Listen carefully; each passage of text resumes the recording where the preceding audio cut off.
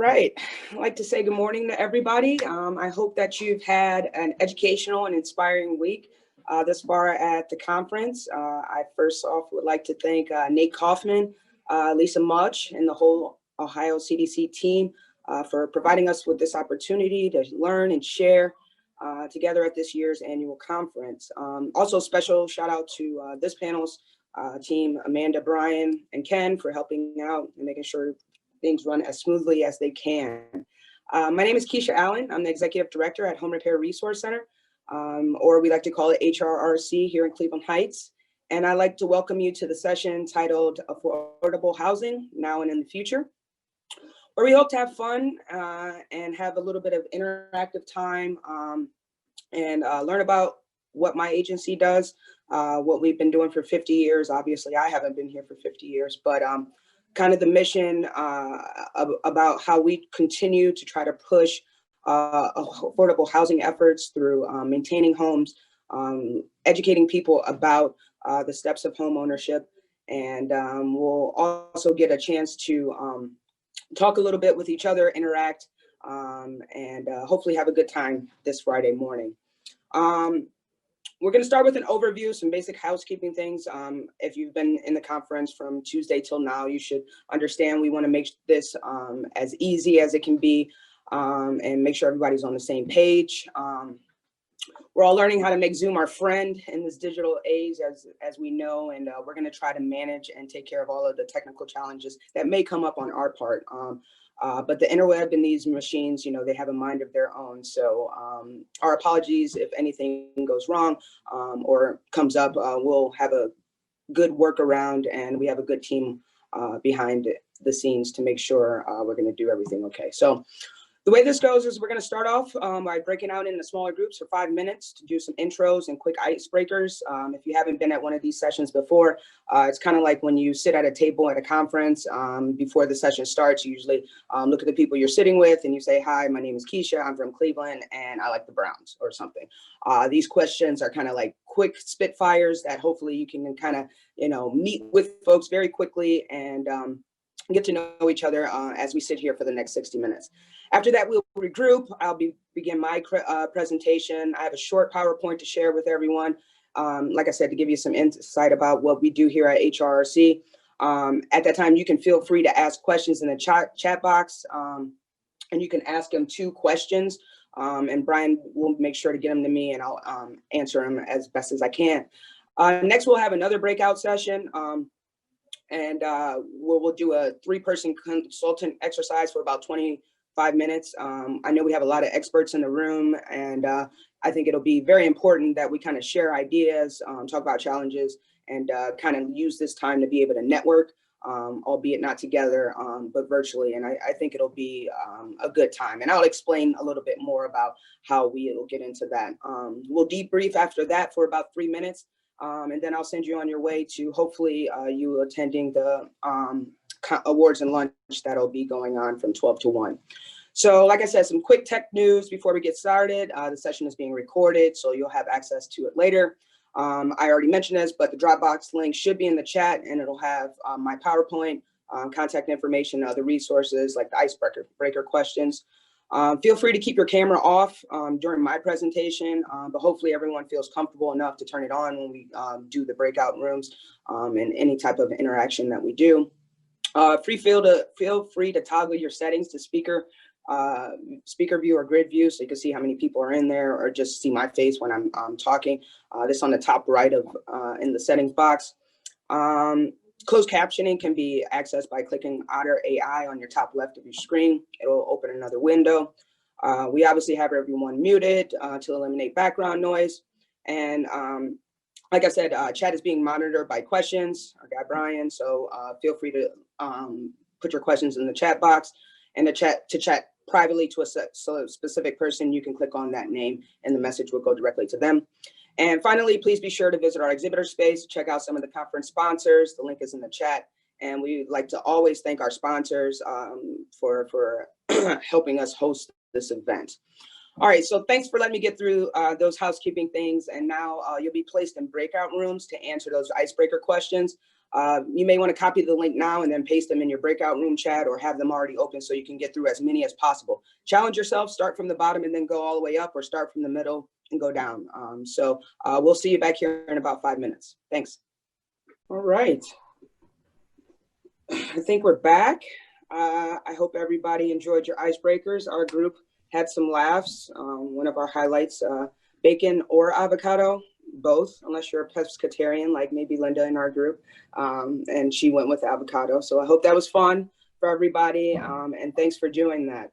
So like I said, I'm gonna jump into my PowerPoint, but one thing I want you all to think about, while I'm kind of going through my PowerPoint, is to think about a challenge that you all are facing, and it'll be easy to say COVID, right? Pandemic. But I really want you to challenge yourself to think about, even if it is COVID, think about a problem your agency, your organization is kind of dealing with. And you would maybe want to get some insight from someone else. It's kind of great to be in these rooms with people who kind of get what we're trying to talk about and deal with, right? Where a lot of us are outside of politics. The racial inequity has kind of heightened a lot of our senses about what we want to do for our clients. So think about those. So when we kind of go to that 3-person consultant exercises, we really get that valuable time to kind of go through that. So I'm going to share my screen, and we're going to go and talk a little bit about Home Repair Resource Center, which I'm super excited to talk about. I'm very passionate about this agency. Oh, I did not want to do that. No,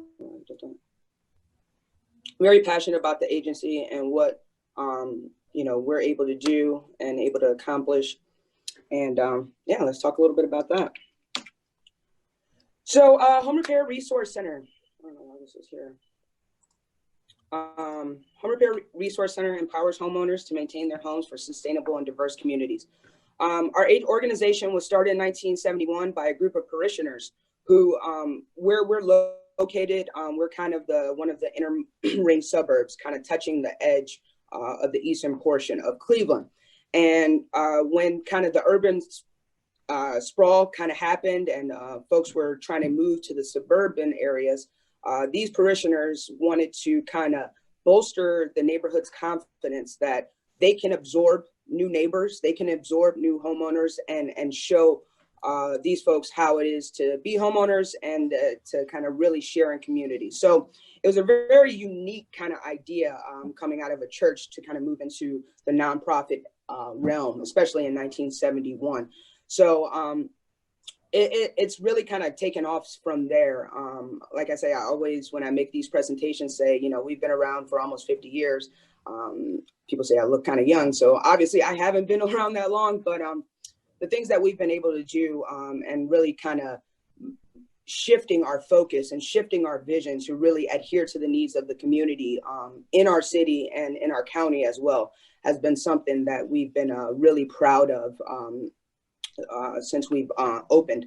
I'm only the 3rd executive director here, and it's been led by women, which I'm very proud of, and I'm the first minority woman to have the helm here. So we're really trying to just make advances in kind of the social realm, as well as making a difference in the community.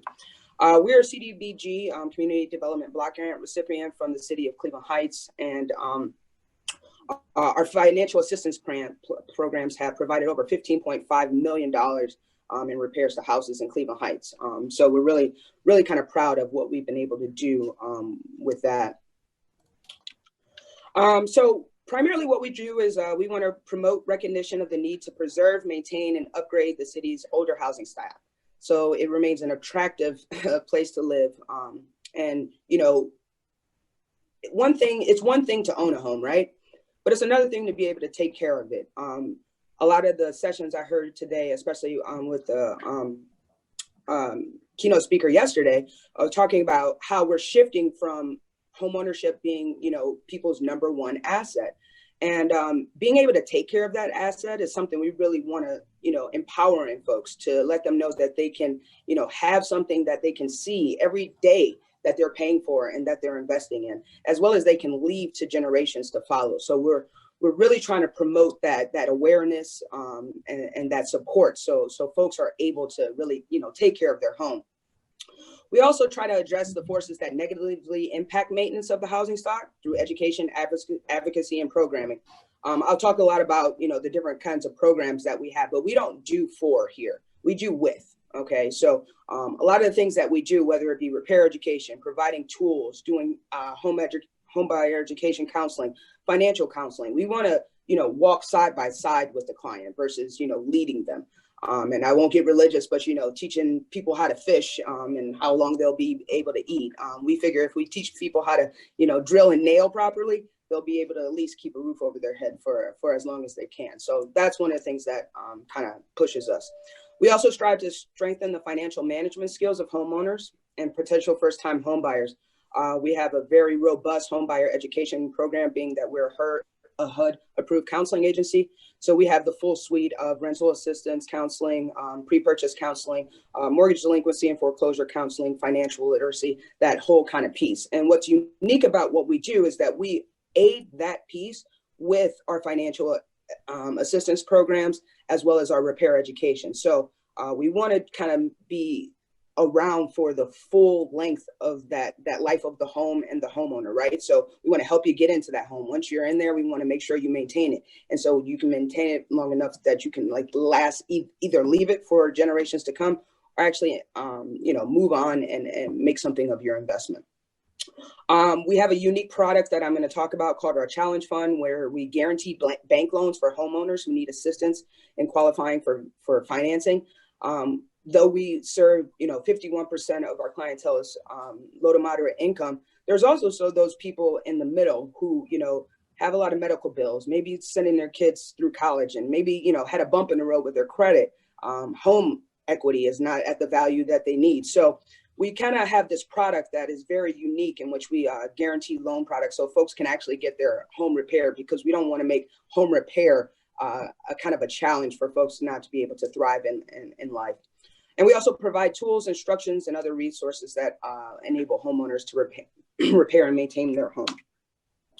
Like I kind of talked about this a lot of ways. I always like pictures to kind of show, and these are actually pictures of ours. These are not stock photos, everything that's going to be on there. So like I said, we do our home buyer programs, financial education. We facilitate our city's down payment assistance program. We have a very big tool library. We do project repair workshops in our tool room.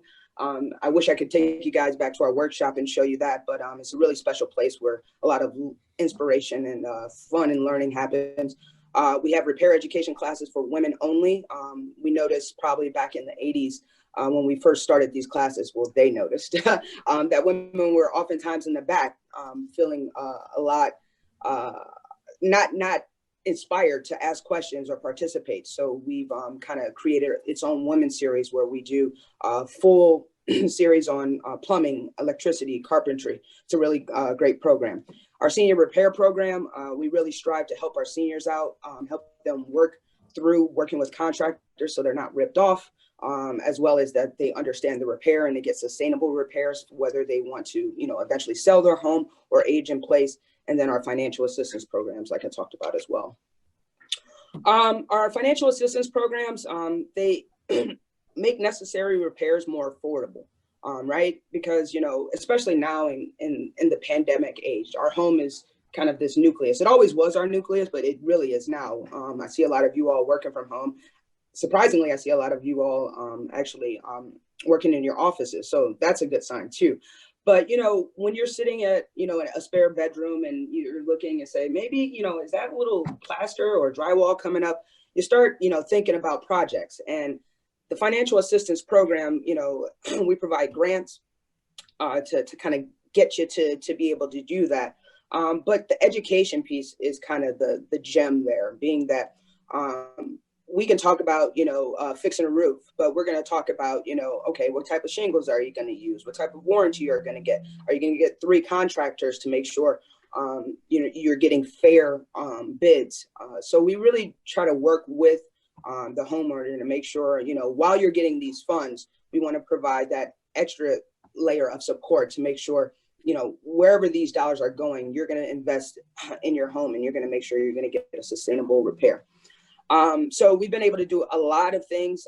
Unfortunately, right now, just because it's a government federally funded program, we are unable to do financial assistance to the state of Ohio, even to our neighboring cities. But I'm working on a project right now where hopefully we'll be able to roll out one of our programs, the Challenge Fund, which I'll talk about throughout countywide here in the next year or so. So like I said, I was going to talk about the Challenge Fund. It's a financing for homeowners who do not qualify for bank loans. Primarily, this is for those folks who have, like I said, a bump in the road with their credit, or what happened in 2008, everybody's house went underwater. So trying to get a home equity loan or try to get any type of financing for your home was impossible. So the board went out and did a lot of good fundraising. And so what we do is that, if a person is not bank worthy or credit worthy, we send them to the bank, they get turned down. Our board anonymously looks at their financial circumstances. One of our team presents the information and says, look, Ms. Smith, she, helped her granddaughter with a loan through college. Her credit score is this. She has money. We've gone through her whole budget. She can afford this $70 payment for the next 4 years to be able to get her roof done. They approve it. We, our financial partner provides them with the loan. And as long as, they pay that loan back, they would have never got it if they would have not had this guarantee that we provide. Meaning that if Ms. Smith defaults on the loan, we'll obviously contact her and say, are you having trouble paying your loan back? But after 90 days, we pay that back 100% to our institution.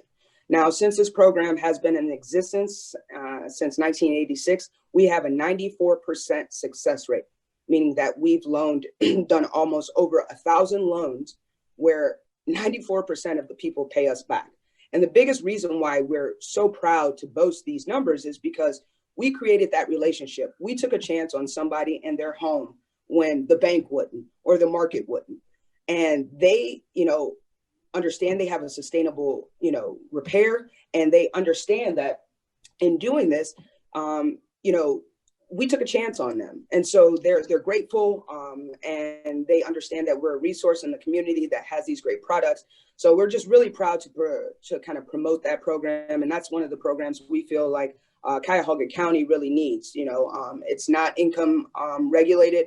It really is kind of a gem that we're really trying to push with other financial institutions to kind of get that done.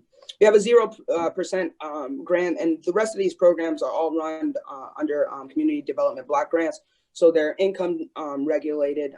And like I said, they provide that extra push to get folks to actually get repairs done. None of our grants stand alone. I just want to let you know that. So even if you're going to get a $1,000 grant, we're still going to require you, put some skin in the game. Again, that always goes into that theory that we don't do for, we do with. And so then maybe that person will be more aware, more prepared for the next time a repair comes through or needs to be done. We do a lot for seniors, which is very, very, very cool. A lot of grants, a lot of, working with them. And probably since I've been here since 2013, we've seen a big shift in aging in place, and with the high skyrocketing prices of assisted living and nursing homes, people are starting to stay in their homes. So we've been doing a lot of aging in place, home accessibility trainings with seniors, and really trying to get them fit to have the best part of their latter years. So these are some of the projects that we do and trying to get things taken care of. And we're able to do for folks. Cleveland Heights has a kind of older, century-old housing stock, so we're doing a lot of bricks, a lot of roofs, a lot of masonry stuff. So that's what that is. Like I said, we really pride our seniors. We think that they're anchors in our community, and we understand that they're the largest growing population and the most vulnerable. So we really have an intense senior program where we're really working with these seniors to kind of make sure they're doing things like, applying for homestead exemptions, making sure they're caught up on their home insurance or homeowners insurance, and making sure they have the means to really, thrive, like I said, in their later years. Our repair education programs, these are pretty cool. And like I said, I wish I can take you all on a tour in the back, but it's a self-help education program that teaches and empowers homeowners how to understand or perform their own repairs. We have, right before the pandemic hit, so before I took over, we were hosting about one class a week. Right before the pandemic hit, we were on the brink of doing 5 classes a night, whether it be at our shop or out in the community. That's how popular these things have been kind of taking off. And typically we have a contractor who worked all day, right, did their job, and then comes in from 7 to 9 into our shop and really works on projects with people. One of our most popular classes, we do tuck pointing, we do drywall, plaster repair, we do faucets, all these classes where you get hands-on training from not just some, college kid working at Home Depot, right? From someone who just worked and did this all day, and you can ask them questions without having to get on their schedule for estimates, right? One of our most popular classes is our any electrical class, because to get an electrical contractor to walk through your door is going to cost you anywhere between $75 and $100. Same thing with furnace and heaters, as we're starting to get cold and I had to turn mine on today.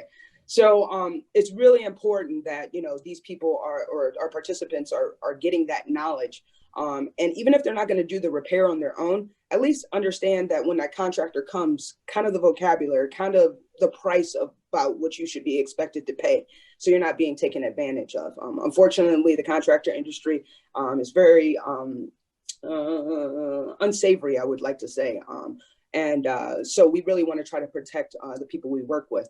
One of the things we also have that's not on this slide is our contractor database. And so any contractor who's ever done a project with us or been referred to us, and we actually seen a picture or some quality of work, we put that in our database. We like to say we're the original Angie's List, where we're able to kind of talk through people with contractors. We always provide 3. We make sure they're licensed, insured, and bonded, as well as permitted in our city as well.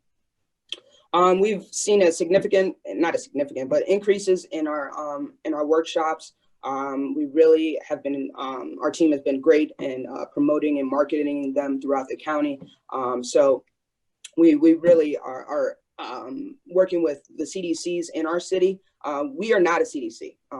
We are a member of the Ohio CDC Association, but we have a local CDC and partners here who do a great job with what they do. But our client are the homes and the housing stock here. So we really focus on the homes and really try to make sure our program is focused around that. Like I said, these are all live pictures, the things we do. This is kind of our workshop in the back. It's massive. We do anything and everything, and it's pretty fun. This is our women's class. The stories I can tell you that'll kind of get you clapping are amazing. And this is why I get so excited. You work all day and I stick around and watch, people come in and get excited just to even sign up or listen to the music before a class. It's really inspiring.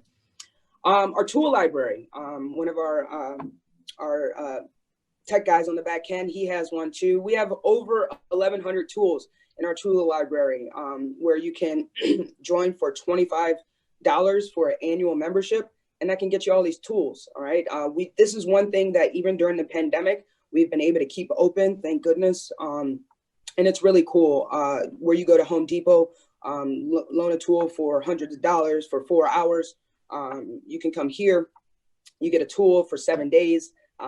You can renew it. You can get your projects done.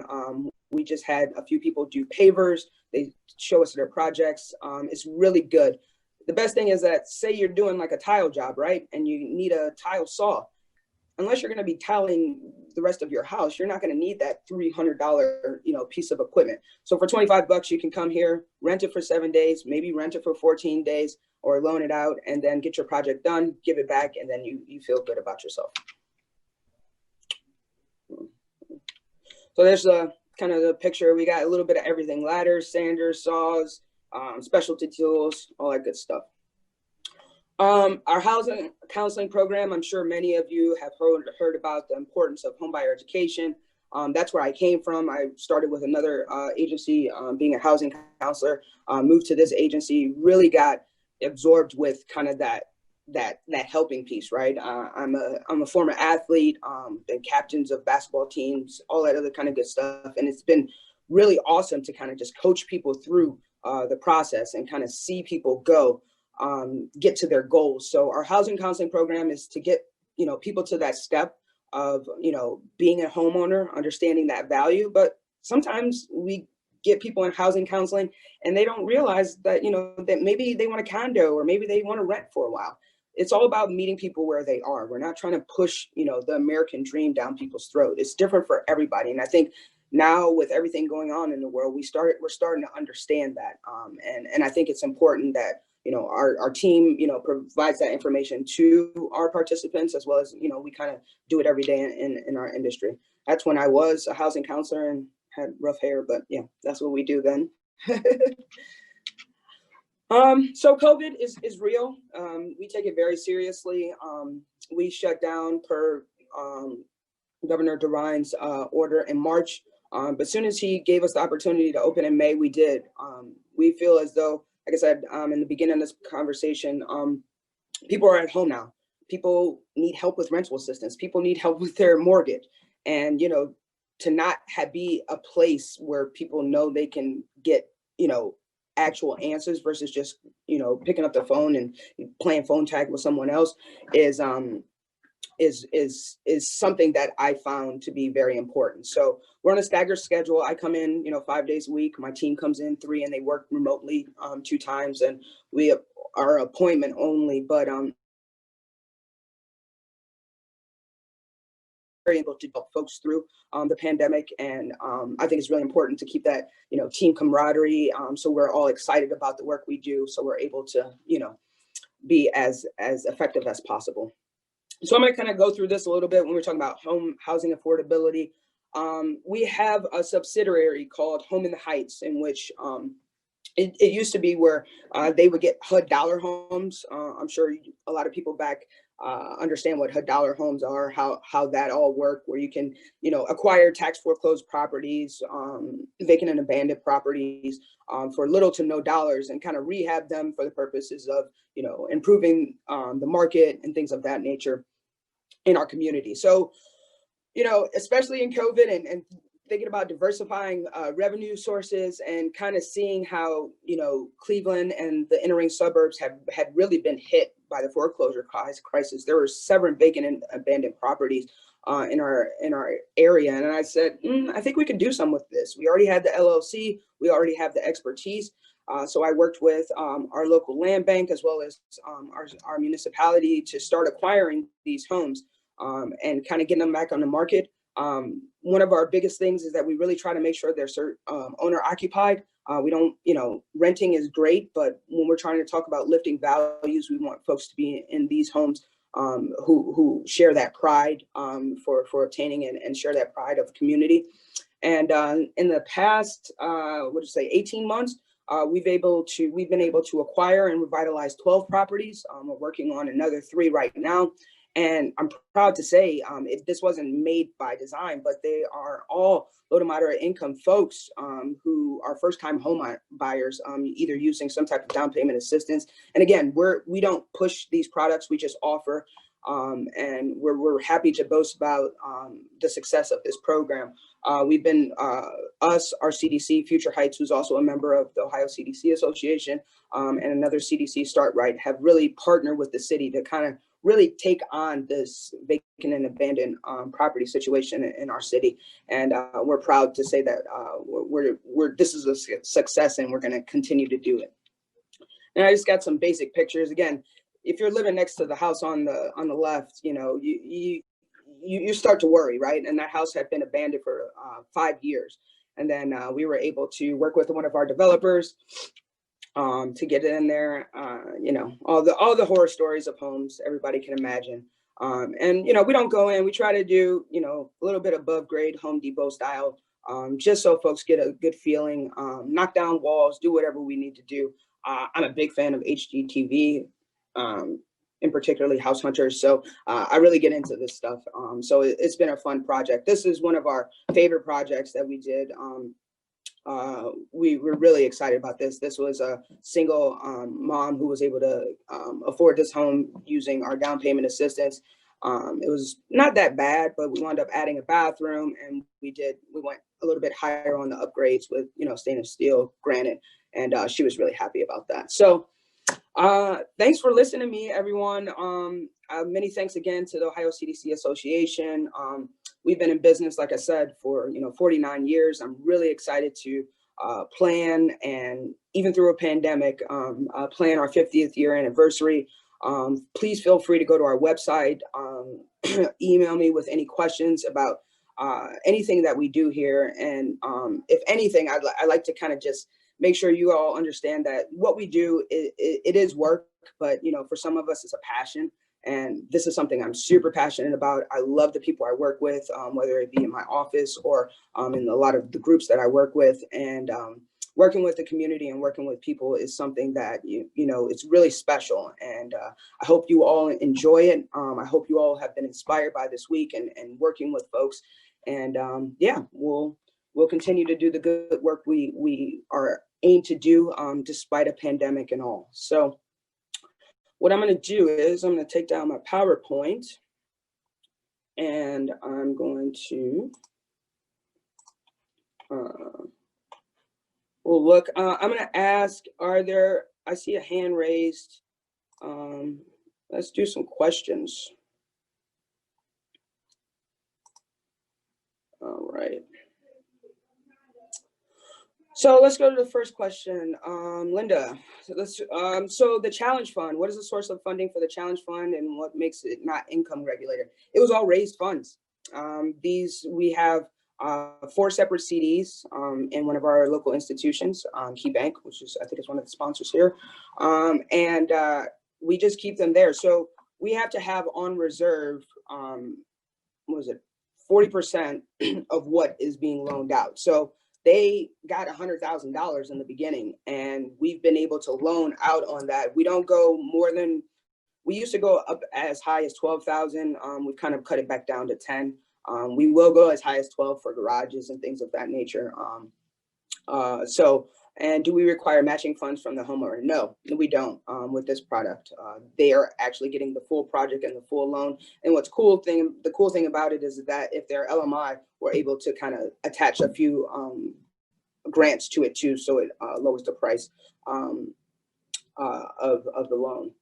So that was kind of a lot of the questions in regards to the Challenge Fund. And again, we're really trying to push this. Just kind of a quick note, we are members of the Greater Cleveland Reinvestment Coalition, kind of a subsidiary of the NCRC, National Community Reinvestment Coalition. And through that effort, we've been able to kind of get some commitments from our county government in regards to how they do hold their depositories with one of our institutions. And one of the commitments that was made was to be able to expand this program outside of Cleveland Heights. So we're in probably phase 3 of getting this rolled out, and we're going to have some chosen demographics. We're going to choose a place in Cleveland and maybe 2 other inner ring suburbs to kind of roll this out to see its effectiveness. And hopefully we can get this out countywide within the next 3 to 4 years. It makes it not income regulated is because they're unrestricted funds that had been raised. Do you face any issues giving grants to folks, and is it pushing them over income thresholds on other benefits? No, not necessarily. Our grants go up to we have $1,000 incentive grant. The seniors can get up to $1,500. And then we have what's called the Deferred Loan Match Program. That program is where someone can have say they're doing a roof or they're doing a project that costs $5,000. If they're low to moderate income, we can take $1,000 off. So now there's $4,000. If they use, the Deferred Loan Match Program, then they can take that money and then they can split the $400 in half.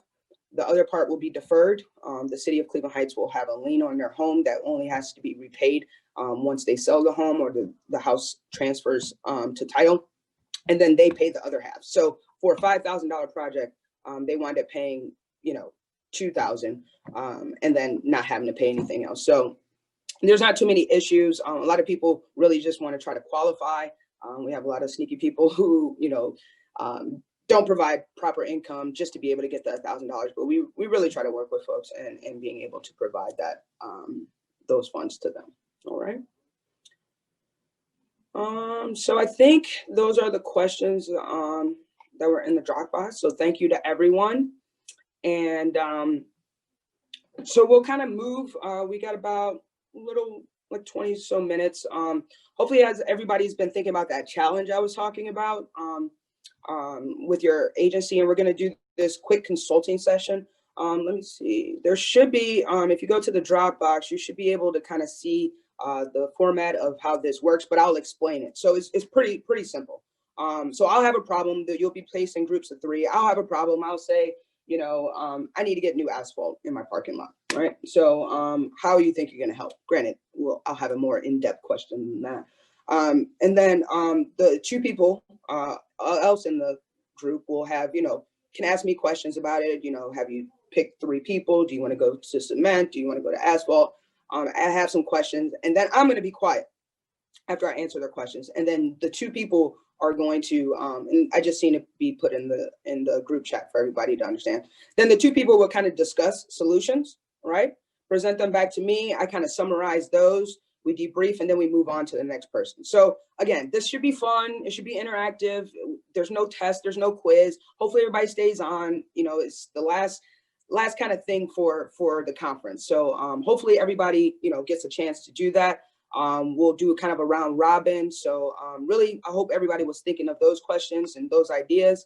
And once we get done with that, we'll come back, debrief, and we'll get you on your way to the awards and lunch. Okay. Any questions, put them in the group chat, and we'll see you back here in about 10-15 minutes or so. Thanks. All right, folks. So welcome back, and thanks everybody. I seen there was a little bit of technical difficulties there, so sorry about that. Hopefully everybody had a good chance. I try not to talk as much in my group, but it's kind of hard for me. But we hopefully you enjoyed that exercise. Just talking to people. I had a group in my group. There was 2 of us, or 2 of them who were from the same place, and it's just kind of cool to see what people are doing in Ohio, right? We read about Washington and what's going on all around the country, but I feel like this week has given us opportunity to kind of see what we're doing in the big cities, like in Cleveland, or the more rural areas, which I think the Ohio CDC does a great job of promoting what goes on in those areas too, because sometimes us in Dayton and Cleveland and Columbus and Cincinnati and Toledo can get bogged down by the hustle and bustle of the urban areas, but we got partners all over the state, so it's been a good opportunity to hear about what you all do, and kudos and congrats to all the work that you're doing. So yeah, I already said everything, and that's it. We're coming to the end. We have about 7 minutes. I'd like to thank everybody for joining us again. I know I enjoyed working with the CDC team, seeing Ken and everybody kind of work together. Amanda, Brian, Lisa, thank you so much for being cool and making this an enjoyable process. I'm sure everybody understands how doing a conference on Zoom can be, and we just are very appreciative for you taking your time out to do so. And it's a lot different than the normal way we do it. And we're all on Zoom fatigue, right? Like I know some people do it with their kids for school. I know a lot of us do it with work every day. We see people, you have social time. So really appreciate you taking the time to do this and kind of socialize. And we hope you enjoyed this experience. Like I mentioned at the top, at 12, the Ohio CDC Awards and lunch will happen. I hope everybody enjoyed who attended the cocktail hour or making cocktails yesterday. I'm sure that was a good time. Today, you should be receiving a survey. Please take the time. It only take a few seconds to fill that out. It'll give the presenter or the association some good feedback as to how we can make this better. Who knows if we'll be doing like this or in person or in pods in 2021. So really make sure you do that. And we'll go from there. So, the mission of the conference is authentically building relationships and inspiration to continue strengthening our resilient Ohio communities in this coming months and years. And I hope during our time together, you had the opportunity to create those relationships and you're inspired to continue to do the good work that you're doing every day in our community. I hope everyone has a plan to vote in 17 days, okay? And I'll leave you with this quote that hopefully inspires you to do so and reminds you of the hope that we should see in our future, all right? It's from my favorite guy, Barack Obama. Change will not come if we wait for some other person or some other time. We are the ones we've been waiting for. We are the change that we seek. Thanks everybody for joining. I'll let you guys out 4 minutes earlier. Really appreciate your time and have a great weekend. Bye everybody.